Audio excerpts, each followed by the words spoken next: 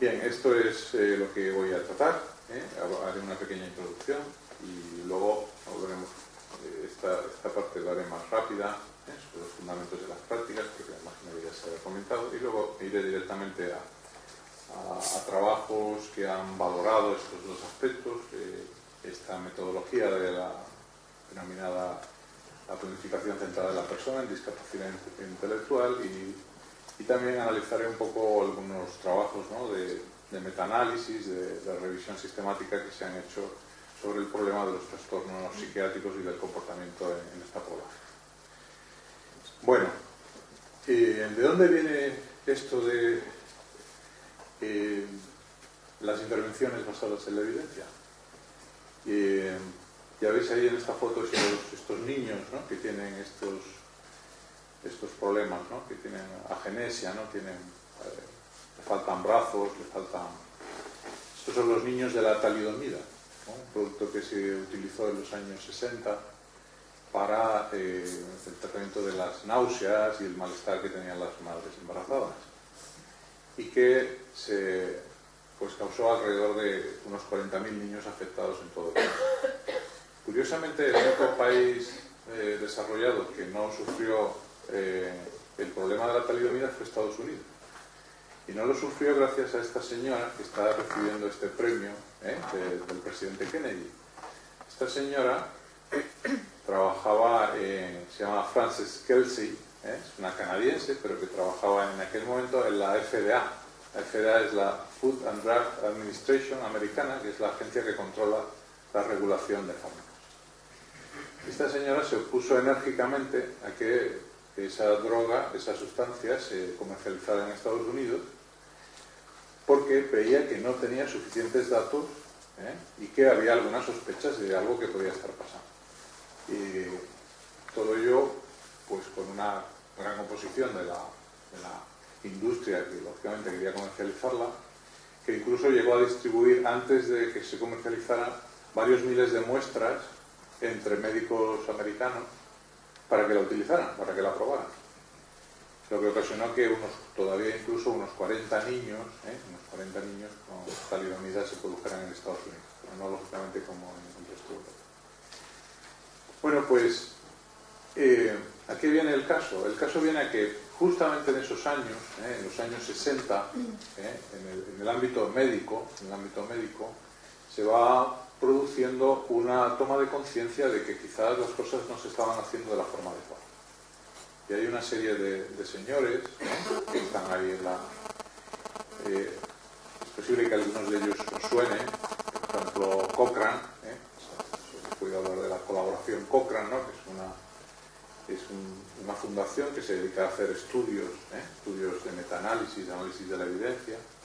Pero en general estas personas, o Alan Feinstein, en fin, hay personas muy conocidas, pero todos ellos empezaron a decir que las cosas no se estaban haciendo de la forma adecuada. Es decir, que había demasiada falta de ensayos, de estudios que avalaran las prácticas comunes. Las cosas se hacían, pero se hacían un poco por tradición, que siempre se habían hecho así, pero no había ensayos, estudios que avalaran que eso realmente era eficaz. También comentaron que había una gran heterogeneidad no justificada, es decir, que en unos sitios las cosas se hacían de una manera, en otros de otro, pero nadie podía justificar por qué era así. Si se suponía que las cosas están bien hechas de una manera, ¿no?, porque en un sitio se hacen de una forma y en otro de otra. También se comentó aspectos como que allí, cuando ya se sabían las cosas y había guías clínicas, estas guías no se ponían en práctica, lo cual era otro problema. Y finalmente todo este estado de cosas pues lleva a que a finales de los años 80, pues en Canadá, sobre todo en la Universidad McMaster de Ontario, Hamilton, un pueblo de Canadá, pues una ciudad de Canadá, pues se inventara esta idea de la epidemiología clínica. La epidemiología normalmente se había limitado al estudio de poblaciones. Y la idea de estos señores, es decir, bueno, está muy bien que saquemos datos de lo que le pasa a una población, ¿no? A una población pues, de personas afectadas de una enfermedad, de hipertensión, etc. Pero ¿no podríamos utilizar todo ese conocimiento para tomar decisiones clínicas a pie de la cama del enfermo? Entonces surge esta idea que es la epidemiología clínica, esta especialidad, y en base a eso se va configurando lo que se llamó la medicina basada en la evidencia. La medicina basada en la evidencia. Sobre esta base de que había un retraso, el conocimiento válido no se pone en práctica, las prácticas se quedan desactualizadas y fijaos también una cosa muy importante que pasa en estos momentos. Estamos a finales de los años 80. A finales de los años 80 hay un gran cambio tecnológico. Aparece el ordenador personal. Cuando yo estudié la carrera, no había ordenadores personales, por supuesto, pero cuando fui a hacer la especialidad al Hospital Ramón y Cajal de Madrid, había un ordenador en el departamento de epidemiología, uno. Era un ordenador que ocupaba prácticamente esta sala. Y teníamos que pedir turnos para usar el ordenador. Pues yo de 10:30 a 11, ¿no? Y allí estábamos todos esperando y tenía unas pantallas de fósforo que te quemaban el ojo, según decían.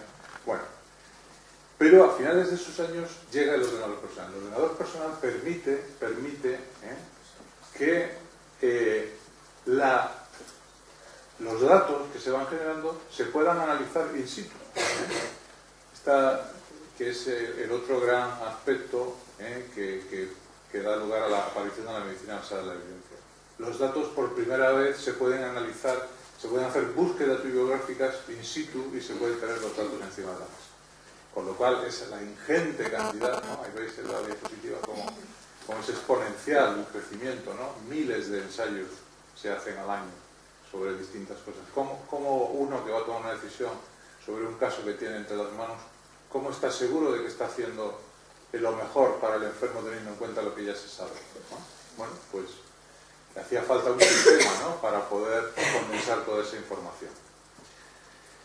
Bueno, y entonces estos autores, que he citado este es muy conocido, Gladys Sackett, igual ya se ha citado, ¿no? Pero comentar esto, ¿no? ¿Qué es la medicina basada en la evidencia? Es la integración de la mejor evidencia, los mejores datos, con la experiencia clínica, con los valores del paciente. Esto ya le da un sesgo especial, porque ya también supone que no solamente esta nueva metodología, al final esto es una nueva forma, ¿no?, de obtener conocimiento y de aplicarlo, se va a hacer en un contexto distinto al anterior. Nos estamos escapando del modelo médico tradicional, el modelo paternalista, basado en una relación paternalista, en la que el profesional sabe lo que hay que hacer y el buen paciente, ¿no? Me decían, este es un buen paciente es el que obedece, ¿verdad? Un paciente es el que obedece. Bueno, entonces comienza a cambiarse un poco el foco y a decir, bueno, el paciente también tiene ideas, tiene opiniones, tiene valores, y este hombre de una forma bastante... Esto es un trabajo del año 96, o sea, hace ya unos cuantos años. O sea que realmente estas personas eran personas preclaras, veían a lo lejos cómo iban a evolucionar las cosas.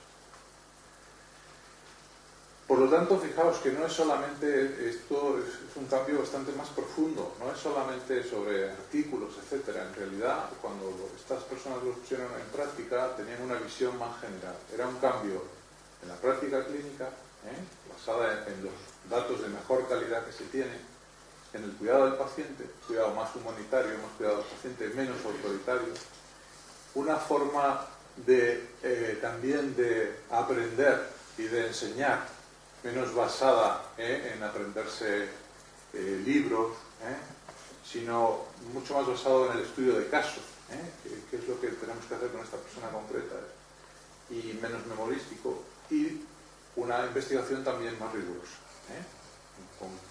más exigente, menos tolerante con los errores.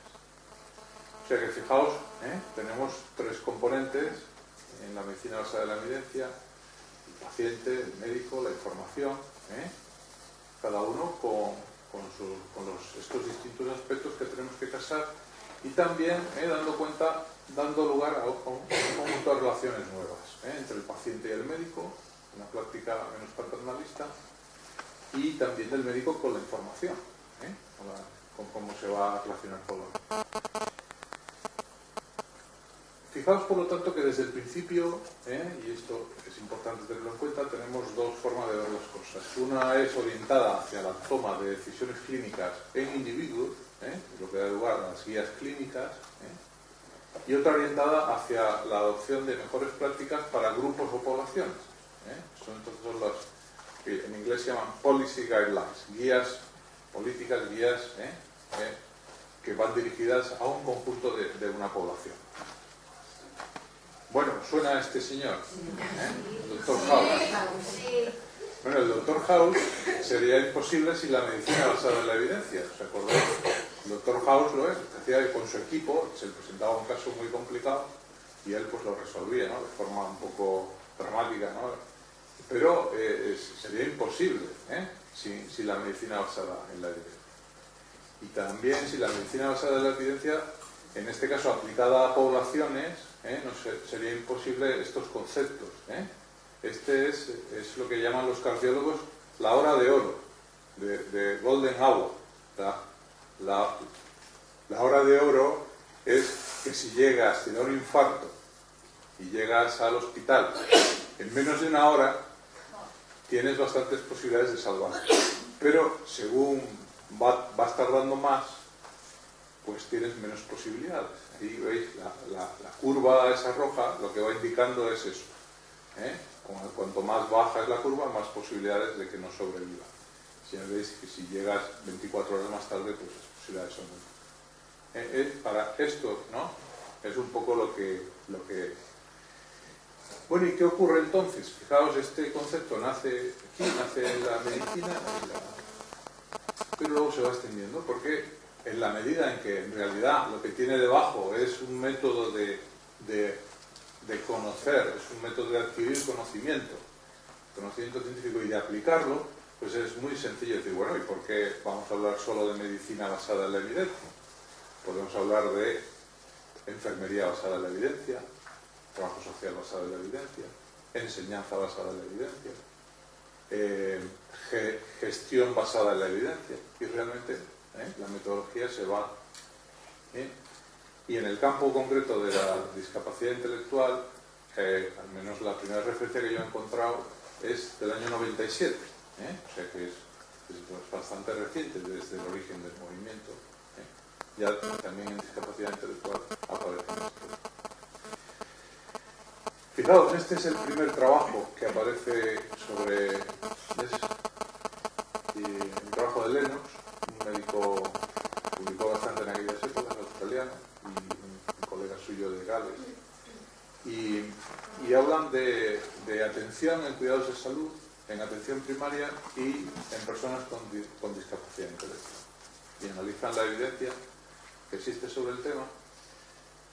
Y es curioso porque fijaos que el trabajo es del año 97, es decir, hace 30 años, pero algunas de las cosas que dicen seguramente nos suenan. Por ejemplo, ¿qué necesidades se encuentran ellos? Pues encuentran una falta de reconocimiento de enfermedades comunes, enfermedades tratables, pero que en esta población no se trataban. También había una falta de reconocimiento de las necesidades específicas de esta población. Y estas personas no participaban de la forma adecuada en los programas de promoción de salud. También se veía que tenían una serie de problemas, de una morbilidad superior en algunos temas, por ejemplo, problemas auditivos, de visión, problemas dentales, problemas como la epilepsia, trastornos psiquiátricos y del comportamiento. Y luego también, fijaros, aspectos relacionados con la relación con los servicios, problemas de comunicación. Veían que las personas que les atendían no tenían una formación especial para comunicarse con estas personas, y tampoco había un gran desconcierto, ¿no? O sea, los profesionales de salud no sabían muy bien qué hacer con estas personas y qué papel, qué rol tenían que aceptar. Fijaos, hace 30 años, porque como veremos, al final, esta metodología lo que sirve es para lanzar preguntas, para obtener una guía de actuación basándose en lo que se sabe, pero a la vez, lógicamente, cada respuesta genera nuevas preguntas, ¿no? Y de esa manera, efectivamente, aspectos que ya hace 30 años se veían, pues nos siguen cuestionando hoy en día. Bueno, pues entonces, fijaos, estas son las fases de las prácticas, prácticas de intervenciones basadas en la evidencia. Es una pregunta que podemos hacer cualquiera, una búsqueda de los datos que existen en torno a esa pregunta, una valoración crítica de esa información, una aplicación y una evaluación. Y de ahí que esto que nos parece tan lógico, pues, efectivamente se puede aplicar en muchos campos. Quizás la fase más importante sea la formulación de la pregunta. Y luego veremos algún ejemplo de cómo la pregunta se puede plantear, si se plantea de forma equivocada, lo que encontramos también está equivocado. La pregunta también es importante porque estas preguntas nos las tenemos que hacer las personas que estamos atendiendo los casos. Porque al final, si las preguntas se plantean en un entorno puramente, por ejemplo, académico o puramente de investigación, los resultados, las respuestas que se van a encontrar, pues van a pertenecer también a esos ámbitos. Por lo tanto, es muy importante que las personas que están atendiendo se hagan también preguntas. Y esa fase, tanto la fase de hacer la pregunta como la fase de la aplicación, son fases que al final dependen de las personas que ven caso, que están atendiendo personas, en este caso con discapacidad intelectual. Porque en las otras fases se puede contar con la ayuda de expertos, ¿no? Hay personas, por ejemplo, que son expertos en hacer búsquedas. Esto que posibilitó el ordenador personal, que es sentarse y empezar a buscar bases de datos y tal, realmente hay gente que hace cosas muy difíciles, o sea, hace falta mucha práctica para sacar toda esa información. Eso, por lo tanto, lo puede hacer un técnico, si lo hace muy bien, pues es una persona técnica especializada.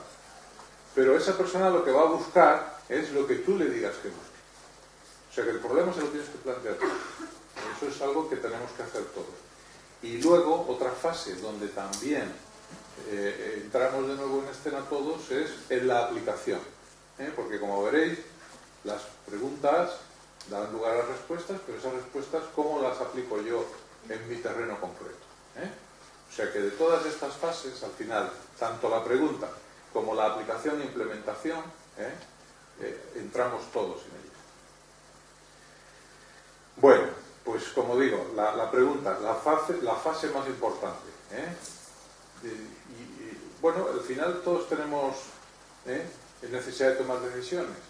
Y las decisiones, ¿en qué nos basamos? Pues en muchas cosas, en lo que hemos aprendido, en la práctica habitual, en lo que oímos, ¿no? En cursos y conferencias, lo que busco, mi manera en libros de texto de internet, pero también las decisiones se basan en lo que es más barato, o en lo que dice la autoridad, lo que dice la administración, lo que dice la dirección, lo que dice la legislación, lo que encaja en mi forma de pensar y de ver la realidad. Las prácticas basadas en la evidencia tienen otra fuente, nacen de la lógica científica, se sustentan en datos epidemiológicos que se analizan con métodos estadísticos. Esto es lo que le da fuerza, esto es lo que le da su fuerza.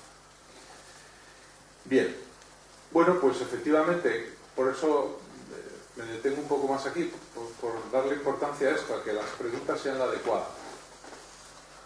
La casuística. Acabamos de ver un ejemplo con el estudio EDUCA, el estudio de EDUCA. Estamos hablando de familiares de personas con discapacidad intelectual que están en la comunidad. Si están en un medio residencial, ya no es lo mismo, evidentemente. Luego, la pregunta tiene que especificar bien qué tipo de Son personas, pacientes, poblaciones, alumnos. ¿A quién se refiere? El contexto. ¿Dónde se va a aplicar lo que estamos preguntando?